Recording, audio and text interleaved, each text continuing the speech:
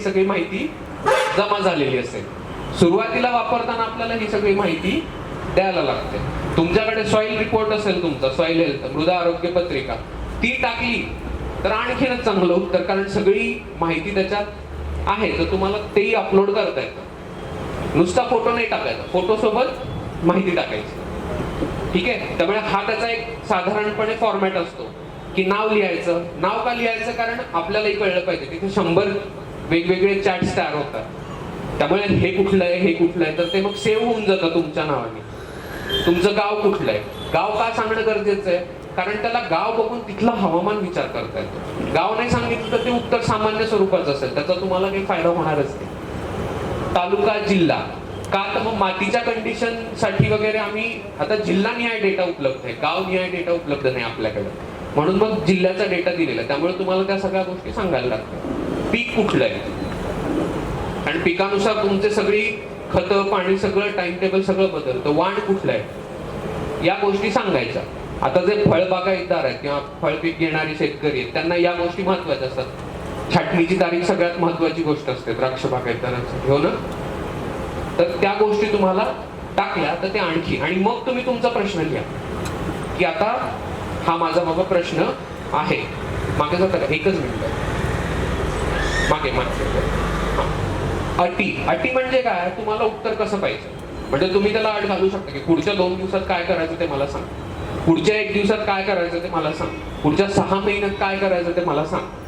ठीक आहे. किंवा दुसरी अट काय असू शकते, नुसते जैविक उपाय सांग, केमिकल उपाय सांगू नको, अशी अट तुम्ही त्याला घालू शकता. भाषा, आता जवळजवळ भारतातल्या सगळ्या भाषेत ते बोलू शकतात. आम्ही काय केलंय, आम्ही जे बनवलंय टूल त्याला मराठी ठेवलेलं आहे. पण एखाद्याला हिंदी, इंग्रजी पाहिजे असेल तर ते तिथे लिहू शकतं, मला उत्तर हिंदीत दे, मला उत्तर मराठीत दे, मला.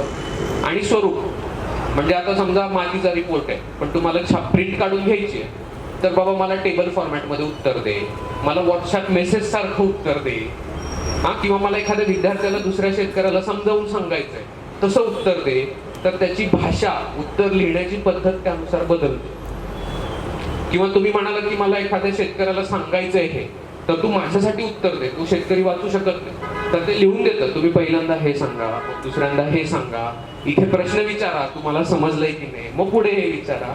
तर असं लिहिलं तर तुम्हाला खूप व्यवस्थित मुद्देसूद उत्तर मिळेल. एका वाक्यात नुसता प्रश्न विचारला तर उत्तर चुकण्याची शक्यता खूप जास्त असते. आम्ही असं म्हणतो की 100% AI बरोबर उत्तर अजूनही देऊ शकत नाही, कारण AI ला माहिती नाहीये इथे आता परिस्थिती काय आहे. ती परिस्थिती तुम्हाला सांगायला लागते. आम्ही काय करू शकतो, हवामानाचा डेटा त्याला शिकवला, मातीचा डेटा त्याला शिकवला, पण इथे समजा शेजारच्या गावात आता इथे वेदर स्टेशन आहे की नाही माहिती. समजा तुम्ही जवळचं कुठलं तरी घेतलं, तिकडे पाऊस नाहीये, इकडे पाऊस आहे, तर तुम्हाला ते सांगायला लागतं की बाबा माझ्याकडे पाऊस नाहीये, तिकडे पाऊस सुरू आहे. त्यामुळे जेवढी जास्त माहिती तुम्ही देऊ शकाल तेवढी चांगली उत्तरे AI तुम्हाला देईल आणि त्याच्यावर तुम्ही निर्णय घेऊ शकाल. नाहीतर तुम्ही आलेल्या माहितीवर निर्णय घेऊ शकाल. तर आता आपण एक प्रश्न बघूयात. अजिंक्य सर कुठे आहेत, ते तुमचे प्रश्न घेतील आणि आपण लाईव्ह डेमो बघूया की कसं उत्तर प्रश्न येतं त्याच्यात. हॅलो, आता जसं सरांनी सांगितलं की ChatGPT किंवा हे जे टूल आहे याच्यावर प्रश्न कसा विचारला पाहिजे आणि जसं प्रश्न विचारू तसं ते उत्तर आपल्याला देतं. तर ह्या फॉर्मॅटमध्ये आपण 2 प्रश्न तयार करून ठेवले आणि ते प्रश्न आपण समोर बघणार आहे की त्याचं उत्तर काय देते आणि त्याच्यावर आपण डिस्कशन करू. आणि त्यानंतर तुमच्यामधून एक 2 ते 3 क्वेश्चन आपण घेऊया, म्हणजे शेतीशी रिलेटेड कुठल्याही पिकातले असू द्या, मातीबद्दल असू द्या, कोणत्याही पिकांबद्दल. द्राक्ष डाळींमधले आपण जास्त घेऊ शकतो, तर त्याचं पण उत्तर आपण बघूया. नेक्स्ट.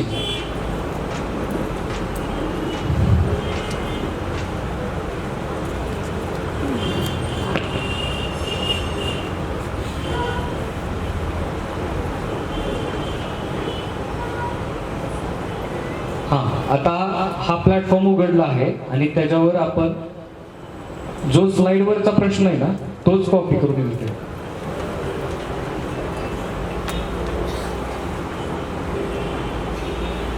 आणि हा जो प्लॅटफॉर्म आहे तो जनरल ChatGPT आणि जेमिनी जे सरांनी सगळे प्लॅटफॉर्म सांगितले त्याच्यापेक्षा हा कृषी क्रांती म्हणजे खास शेतकऱ्यांसाठी बनवलेला हा प्लॅटफॉर्म आहे. त्यामुळं जेवढी माहिती भेटेल की जास्तीत जास्त आपण ऑथेंटिकेट सोर्स, जसं सांगितलं आपली विद्यापीठ आहेत, NRCP आहे, ह्या संस्थांच्या माध्यमातून तिथली माहिती इथे आपण ह्या प्लॅटफॉर्मवर टाकलेली आहे. तर हा प्रश्न आहे तो आपण त्या ChatGPT वर आता पेस्ट करतो. मी प्रश्न वाचून दाखवतो एकदा, म्हणजे शेतकऱ्यांना पण समजेल. जो आपला प्लॉट आहे, मानदेशीचा रिसर्च प्लॉट आहे डाळिंबाचा, तर त्या प्लॉटवरचा एक प्रश्न आहे की मसवड, पूर्ण नावामध्ये टाकलेलं आहे मी करण सिन्हा, मसवड येथील डाळिंब वाण शरद किंग किंवा आपण भगवामध्ये म्हणू शकतो उत्पादक शेतकरी आहे. एकाच बागेत माती, पानलेट आणि फुल परीक्षण या तिन्हींचं टेस्टिंग केलं आणि रिपोर्टमध्ये जमिनीमध्ये अन्नद्रव्य भरपूर असताना देखील ती पानात कमी दाखवतात आणि त्यानंतर जी पानात अन्नद्रव्य भरपूर आहे ती फुलांमध्ये कमी दाखवतात. तर हे का होऊ शकतं आणि ह्याचे कारण काय आहे? हा खूप टेक्निकल प्रश्न आहे, पण याचंही उत्तर AI हे आपल्याला देते. तर ह्याचं उत्तर त्यांनी दिलेलं आहे ते आपण तुम्हाला मी वाचून दाखवतो. उत्तराचं तुम्ही स्वरूप बघाल फक्त, म्हणजे जे लोक ChatGPT वापरतात किंवा बाकीचे कुठले ऍप वापरतात तिथे उत्तर तुम्हाला कसं मिळतं आणि इथे उत्तर कसं मिळतं. कारण आपण महाराष्ट्राच्या शेतकऱ्यांना कसं उत्तर पाहिजे, त्यांना भाषा कुठली सोयीस्कर पडते, त्यांना वाचायला छान पण वाटलं पाहिजे. बघा त्यांनी नाव घेतलं की करणजी नमस्कार वगैरे वगैरे, तसं ChatGPT सुरुवातीला हाय हॅलो काहीतरी म्हणेल, शॉर्टमध्ये उत्तर देईल, विषय संपला. तसं नाही. त्यामुळे तुम्ही याच्यात नोटीस करा की याचं स्वरूप कसं आहे आणि हे आपण शिकवलंय. म्हणजे हे बेसिकली ChatGPTच आहे, वेगळं काही नाही आहे. पण त्या ChatGPTतल्या एका भागाला आपण आपल्या शेतकऱ्यांच्या प्रश्नांची उत्तरं कशी द्यायची हे त्याला शिकवलंय. आता हे जे उत्तर आहे ते सर्व शेतकरी तुम्ही पण वाचा आणि मी पण तुम्हाला थोडक्यात वाचून दाखवतो. म्हणजे थोडक्यात असा प्रश्न आहे की आपण ज्यावेळेस माती परीक्षण करतो, पानलेट परीक्षण करतो आणि फुलांची टेस्टिंग करतो, तर ह्या तिन्ही टेस्टिंगमध्ये फरक का दाखवतो हा एक साधा प्रश्न आपण त्यांना विचारला आणि त्यामध्ये त्यांनी डिटेल एक्सप्लेनेशन दिलंय की हे का होऊ शकतं, याचे कारण काय. तर सगळ्यात पहिल्यांदा आहे की प्रश्नाचं मूळ काय. तर आपण काय विचारलं त्यांनी ते दिलेलं आहे की मातीमध्ये भरपूर घटक असूनही पानलेट आणि पानामध्ये का कमी दिसतात. तर उपलब्ध आहेत पण झाड उचलून शोषू शकत नाही, हा आपला एक प्रश्न झाला. दुसरा आहे जे पानात भरपूर घटक आहे ते फुलांमध्ये दिसत नाही, तर ते का दिसत नाही हा दुसरा प्रश्न आहे. आता हे कशासाठी कशामुळे होऊ शकतं याचं कारण खाली दिलेलं आहे, खाली घ्या. पहिली गोष्ट आहे, पहिला आहे तो पीएच, क्षारता आणि बायोकार्बोनेट. म्हणजे जे क्षार घटक असतात, आपण म्हणतो की चुनखडी जास्त आहे जमिनीमध्ये, तर त्याच्यामुळे पहिलं आहे की माती टेस्ट आणि बाकीचे जे सगळं आपण टेस्टिंग केलेलं आहे त्याच्यामध्ये जर pH 7.8 पेक्षा जास्त किंवा पाण्यात बायोकार्बोनेट्स असतील आणि हे जर जास्त प्रमाणात असतील तर आपले जे सूक्ष्म अन्नद्रव्य ते सगळे सूक्ष्म अन्नद्रव्य झाडाला कमी प्रमाणात उपलब्ध होतात. हे तर बेसिक आहे आणि त्याच्यामुळे आपले झाडांची मुळे जी आहेत ते कमी सक्रिय राहतात आणि कमी सक्रिय राहिल्यामुळे जमिनीतून ते अन्नद्रव्य शोषण न झाल्यामुळं ते पानांमध्ये आपल्याला दिसत नाही. दुसरं आहे की मुळांची कार्यक्षमता कमी होते, कारण की जर सतत ओलसरपणा जमिनीत राहिला किंवा क्षारांचं प्रमाण जास्त राहिलं तर जमिनीमध्ये ओलावा जो आहे तो जास्त पकडून राहतो. म्हणजे आपण म्हणतो की कॉम्पॅक्ट होते, दगडासारखी जमीन तयार होते. मातीमध्ये एक हवा खेळती राहत नाही, त्याच्यामुळे एक होऊ शकतं.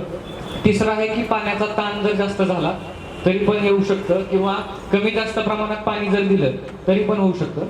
आणि चौथा जो आहे तो अँटागॉनिझम, म्हणजे काय की आपण कुठलं खत कुठल्या खतांसोबत मिक्स करून दिलं पाहिजे हे पण डिटेल तिथं दिलेलं आहे. म्हणजे जर पोटॅशियम आपलं जास्त झालं जमिनीमध्ये तर मॅग्नेशियम आणि कॅल्शियमचा अपटेक कमी होऊ शकतो. जरी आपण जमिनीमध्ये ते दिलं तरी पण आपला अपटेक कमी होऊ शकतो जर पोटॅशचं प्रमाण जास्त झालं तर. दुसरी गोष्ट आहे की जर आपण फॉस्फरस युक्त कुठलंही खत वापरत असू तर त्यामध्ये पोटॅशियम आपला फॉस्फरस जास्त झाला तर झिंक आणि फेरसची डिफिशियन्सी किंवा कमतरता आपल्याला दिसू शकते. आणि फॉस्फरस सोबत जर आपण मॅग्नेशियम असेल, झिंक असेल, ह्या जर गोष्टी वर खतांमधून दिल्या तर त्या झाडांना उपलब्ध होण्याचं प्रमाण हे खूप कमी प्रमाणात असू शकतं. आणि सगळ्यात पाचवा महत्त्वाचा मुद्दा आहे की ज्यावेळेस आपण सॅम्पल घेतो तर ते सॅम्पल योग्य रीतीने घेतलंय का आणि त्याची पद्धत कशी, सॅम्पलिंगचं का कोणत्या पद्धतीत घेतलंय ते त्याच्यावरून पण आपण ठरवू शकतो. हे झालं पहिलं की तुमच्या जमिनीत का घटक दिसत नाही. त्याच्यानंतरचं आहे पानात भरपूर आहे पण फुलामध्ये गेलेलं नाही.